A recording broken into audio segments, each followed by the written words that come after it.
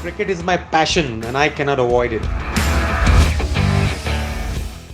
Or it's just that because it's your first ball, it's too good a ball that you have to give it the credit to the bowler. Look, I've faced Shane Shatterfreedy, and he actually did that to me as well. And yes, I was a bit more like Rohit Sharma in a way, susceptible to that ball swinging in.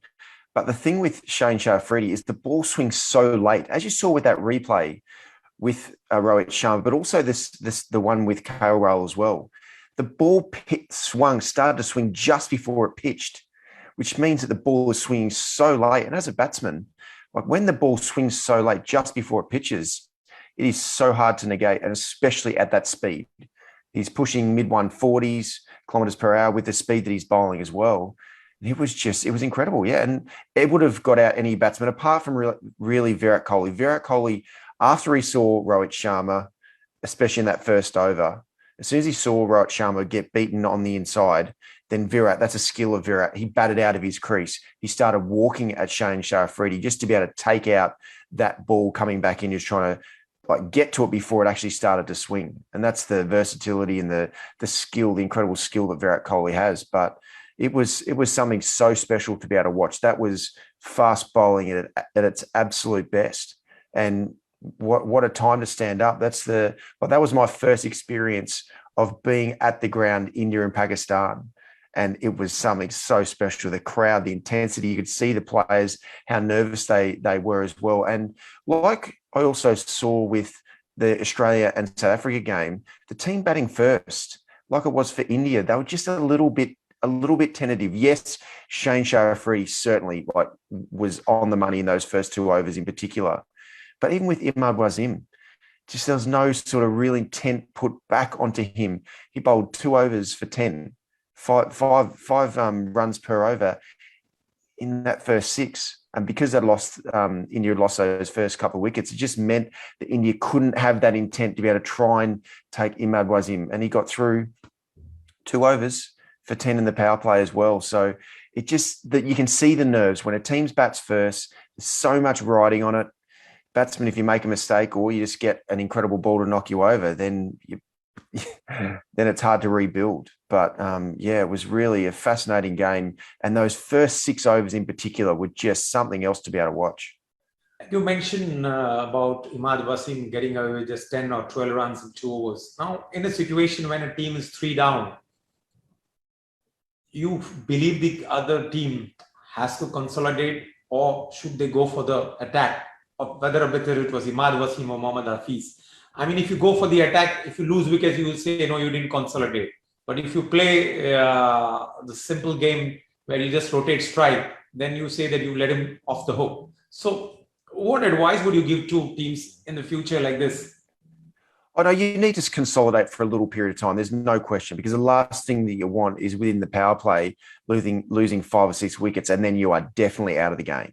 So yes, you do need a little bit of time to consolidate, but that's where those 1, 2, 3 early wickets that, especially those 2 wickets that Shane Shatterfreedy got, then that just means that it is too risky for the Indian batsman to really take on the power play, to take on Imad Wasim, for example. And Imad Wasim, he bowls like the stumps. He has the ball coming back in, especially to those right-handers. So it is a big risk if you do want to try and take him on. But no, India definitely needed to consolidate for that period of time. That is for sure. They needed to try and get to a total that might have been defendable.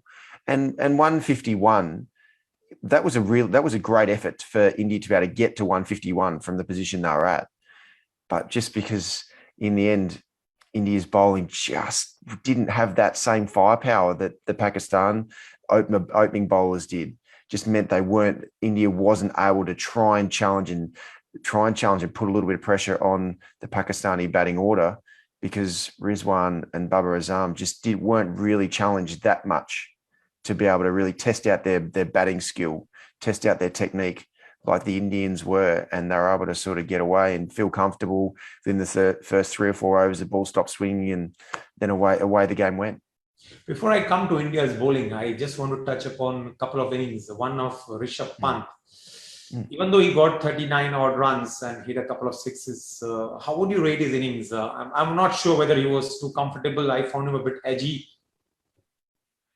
Yeah, Rishabh Pant, I think, well, it was a really important innings that he played up until that point, because if it wasn't for Rishabh Pant, then him and Virat, that partnership that they put together, meant that they were able to have a chance to get to a total that could be defended. Yes, the time where Rishabh got out, Shadab Khan, that wrong one that he bowled to him, he could have maybe waited for just one more over, and that was the big side that Rishabh Pant was hitting to as well. So he would have had to really get a big piece of that to be able to make sure that he could get it over the fence and over that mid-wicket fielder on the boundary. So just the timing that he got out, but you could see he was trying to get the team with the intent that he had in those last 2 overs that he was when he was batting. You could see the intent. He took down Hassan Ali, which was a great option to be able to take down him at that point in time, and hit 2 sixes off that in that over. But then you could see he really wanted to be able to try and keep India going at that stage. And in the end, you got to take your hat off to Shadab Khan as well. He held his nerve. He knew that Rishabh Pant was going to be going hard at him, and he was able to just really land that wrong one at the right time, the right length. It just sort of sat up on the wicket a little bit, and he was too good for Rishabh. Why I ask you this question? Because I remember you mentioning about Fakhar Zaman's matchup against Ravindra Jadeja. Mm. Now, even though this bowler, Shadab Khan, is a right-hander, but he's a leggy. So if he bowls a googly, why would you sit at your crease and try to swing him? Why wouldn't you step him out? Like, use his feet? Because Rishabh Pant is known to take the spinners on, as he's done to Nathan Lyon in Australia. Yeah, well, in the end, when you Shadab Khan does have quite a fast arm action. So his wrong one in particular, you pick it up a little bit later. But Rishabh obviously had in his mind he didn't really want to step out. Maybe he wasn't picking Shadab Khan that clearly. So when you're not picking a bowler that well, the safest bet is to be able to stay in your crease, because your last thing you want to do is just run past one. So I could see, I could understand that shot option, as in the slog sweep. Obviously, there's a bigger boundary, but he was just trying to. Well, Rishabh Pant can hit the ball a long way, so he just takes the fielders out of the equation, even if it's a bigger boundary. But it was just, in the end, yes, it didn't look great, the option that he played in the end. He got out at the wrong time, so it meant that India wasn't able to really push on and get up to maybe 160, 170. But Shadab Khan, it was nicely bowled. The wrong one, it bounced a little bit, it turned a little bit, and Rishabh was just slightly out of position. It got a little bit shorter than he thought. Rishabh obviously thought it was going to be a little bit fuller, so I could really get a really good piece of bat on it. But it's just one of those things. Slight great execution for Shadab Khan, slightly off from Rishabh Pant, and he paid the price. Do you agree sending Jadeja ahead of Pandya was the right move? I know it has not worked now. It's easy for us to comment later, but was it not India taking a back foot step, or was it just to be having a left-hander and a right-hand combination? Well, left-hand-right combination on that pitch number 3, was really important, because there was one short side and one big side. So to be able to have a left-hander in there, so no matter what, whichever end someone was batting, one of the batsmen, left or right hand, would have a short side.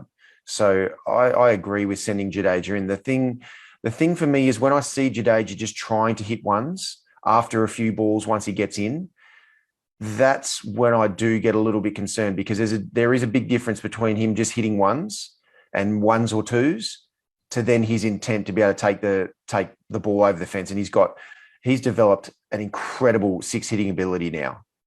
He didn't always have it, but the last 2 to 3 years, he's developed it, and he's one of the best power hitters in the game now.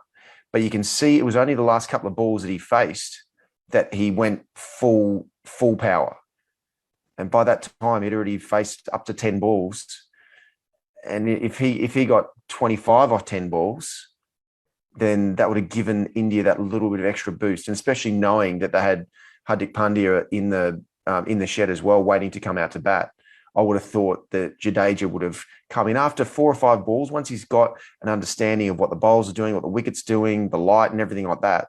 Once he gives himself a few balls just to get settled, then he's that skillful. He can hit the ball now everywhere around the ground. But just his intent, you could see it. It wasn't until the last couple of balls that he faced that he really went flat out. And for me, that was just a little bit too late, especially knowing that he had Hardik Pandya waiting to be able to come into bat as well. Now let me come to India's bowling. Like you did mention that both Mohammad Rizwan and Babar Azam played well, but I believe Indian bowlers were a bit short. They did not use the conditions, rather make the ball swing by pitching it up further. Yeah, it was for me. It was disappointing to see the Indian bowling performance in a way. One, the contrast between the first over between Shane Shatterfredi and Bhuvanesh Kumar was just like it was daylights apart. Obviously, they're slightly different bowlers anyway. Like Shane Shatterfredi does bowl, mid 140s, but it's more so when Bhuvi's bowling really well, he feels like he's bowling fast. The ball comes out fast. It skips onto you. He swings the ball late. But maybe he's carrying a bit of an injury, a little niggle. It just doesn't look like he's able to get through the crease and be strong at the crease like he has in the past. So even in the IPL, you could see him just skipping through the crease a little bit more, whereas normally he braces. He's really powerful at the crease. So he speeds up a little bit more. So yeah, Bhuvi's sort of balls didn't have enough zip on it. So Baba and Rizwan were able to sort of sit on him a little bit more. The ball didn't swing late. It swung a bit too early. But the other thing that I was very surprised by was how many slower balls the Indian fast bowlers bowled like so early. The Pakistani fast bowlers, yes, they bowled a lot of changes at pace, but it was more so after the first 6 overs. It was more so like 8 to 10, and then obviously the back end of the game because the ball started to hold a little bit. But with that brand new ball, and especially when you're trying to take wickets to get India back into the game, gosh, I'd say it seemed like at least half of the balls that the Indian quicks bowled were off-speed balls, which that's not in the first 6 overs when you've got a brand new ball in your hand. That's not really getting good quality batsmen out. That's what Rizwan and Baba, they'd be wanting those variations, those changes of pace. So that for me it just seemed like, yes, they saw that Pakistan bowled changes of pace, but they got way too carried away with that too early in the game in their bowling innings. And it just made it too easy in my mind that the Pakistani batsmen didn't really have to take any risks at all because those variations sat up in the wicket a bit. They were able to use their crossbat shots, might have got a little bit full.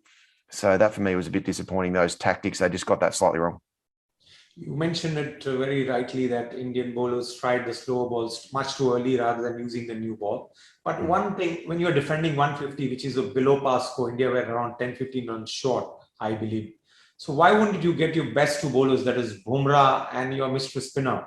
I mean, as a layman, I feel India should have gone for the kill, because if you see Chakravarti, his first 3 overs, they were not able to read him. They were just trying to play him out. And Bumrah is your ace card. So don't captains think in this way that, no, when I have less runs on the board, let me go in first, buy wickets and put the opposition on the back foot? I agree, especially if Bhuvi's going to bowl that first over like that. If Bhuvi, when he's at his best, and I've faced him at his best, he's brilliant with that in that first over. He's challenging the batsman from first ball, asking big questions from ball one. Last night, he wasn't. His pace is a bit down. And if Virat and the team understands that Bhuvi's just a little bit off, then absolutely Bumrah should be bowling the first over. No question.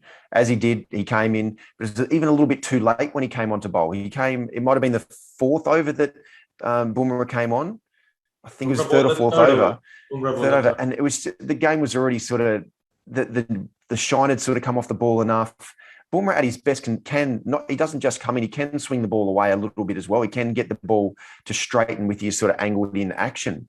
So I completely agree. When India needed wickets and they know that Bhuvi's not at his absolute peak, then Bumrah should have bowled that first over. And Chakravarti, yes, they knew, well, Virat got Chakravarti into the game in the 4th over.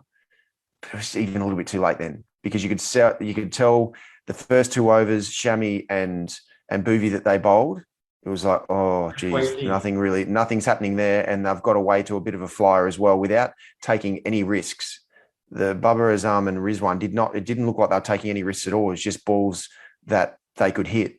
And then by that time, they already got into their groove. They'd understand the conditions. And then they bring on their wicket takers, which in the end, those Pakistani batters could just sit on those 2 in particular, knowing they didn't really have to take any risks. They've already got away to a bit of a flyer, chasing a smallish total. And then it just made it too easy for them. Now, we mentioned about Indian bowling that they did try the slower balls. They did not get Bumrah early or Chakravarti early.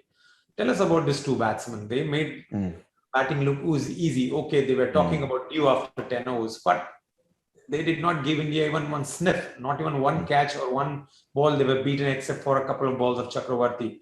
So you have to give it to Pakistan that they played clinically, first with the ball and with the bat.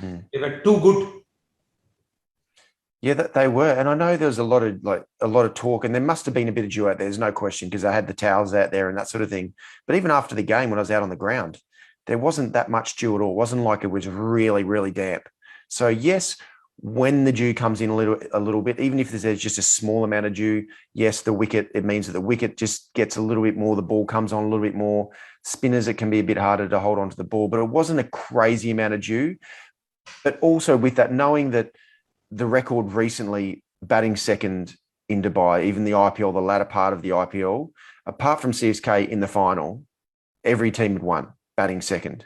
So automatically, once Pakistan were batting second, it was always going to be a challenge, as well as knowing India have got a record. It's like 86% win rate in T20s in the last 3 or 4 years, batting second. They're that good, but especially with Virat Kohli because he never gets out in second.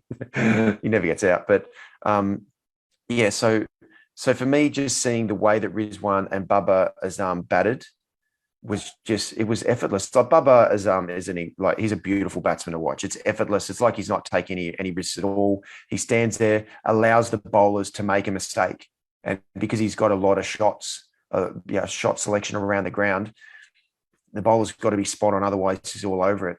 But also, like Rizwan, that's the first time I've really seen Rizwan bat. Opening the batting. Yes, I've seen the stats and I've seen the scores, but I haven't actually seen him bat as an opener. And he was magnificent the way he played, the way he took on the bowlers. He wasn't really premeditating too much. Yes, he was a little bit pushing into the line on the offside to be able to hit the ball to the leg side, but he wasn't really premeditating. He was just allowing the bowlers to make a mistake. And Rizwan's, gosh, he's averaging, since he's opened the batting, he's averaging close to 80, I think it is, in the last couple of years. So he's obviously doing a great job. And Babar Azam, he's been one of the premier batsmen in the world in T20 cricket for the last couple of years as well. So India had to be very good. And those two guys, they're in their peak of their powers at the moment as well. And they just did not give India a chance.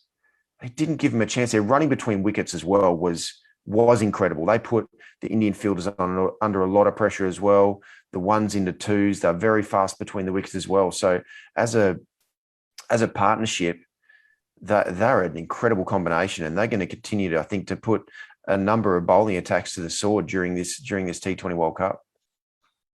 Since you mentioned about that, tomorrow they play New Zealand. Pakistan's confidence will be skyrocket. One, that they've got this monkey off the back, beating India in a World Cup after 29 years, and then beating them so comprehensively. I'm sure New Zealand will be wary of them tomorrow at Sharjah. Oh yeah, absolutely. New Zealand will be very wary of them. Knowing, well, New Zealand have obviously got a great fast bowling attack.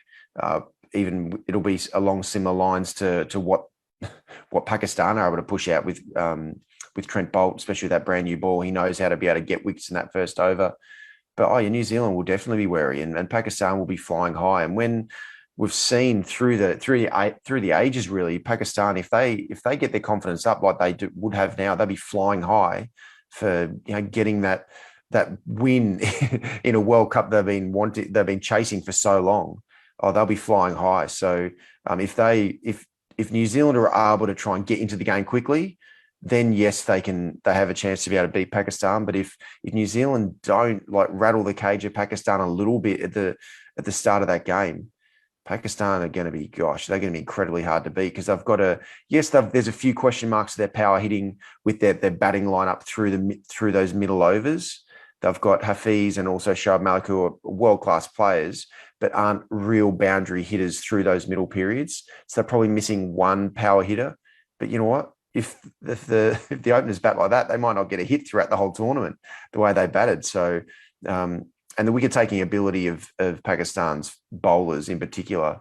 They've got a really well-balanced bowling attack. So New Zealand are going to have their work cut out. Fair point, Shane. Before we wind up, where does India go? They have a week, which is a good thing or a bad thing. They play next Sunday against New Zealand. Oh, it's a great thing for India, I think. They've been playing, all their players have been playing a lot of cricket in the lead up to this. Straight after the IPL, then there was 2 practice matches straight away. I think, as Virat mentioned in his press conference as well, I think the week that they have off in between games will just give them a chance to mentally and physically freshen up and just reassess and really dig into what they didn't do exactly right. And yes, they got beaten by Shane Shatterfree as a starting point within in those first couple of overs. But India do really have to look at their bowling as well. That was for me is a pretty disappointing outcome, the way they bowled, and Pakistan just made it look way too easy. Yes, they were a bit under par with the total they're chasing, but yeah, I think they need a little bit more impetus. They need a bit more wicket taking ability. So it'll give India enough time to really assess what happened and right the wrongs. They're too good of a side. There's too many world-class players in India's team not to make the most of this week and freshen up and be ready to go to hit the ground running against New Zealand the next time. Thank you very much, Shane. We'll definitely discuss about India's match against New Zealand in our pre-match show on Saturday. It was great chatting with you as always to get your insights, and we hope India will turn it around and Pakistan will continue that good form in Sharjah against Kiwis. We look forward to meeting with you up soon, Shane. Absolutely. Thanks for having me. I know India will turn it around. That is for sure. They're too good not to. Take care. Thanks, Anis.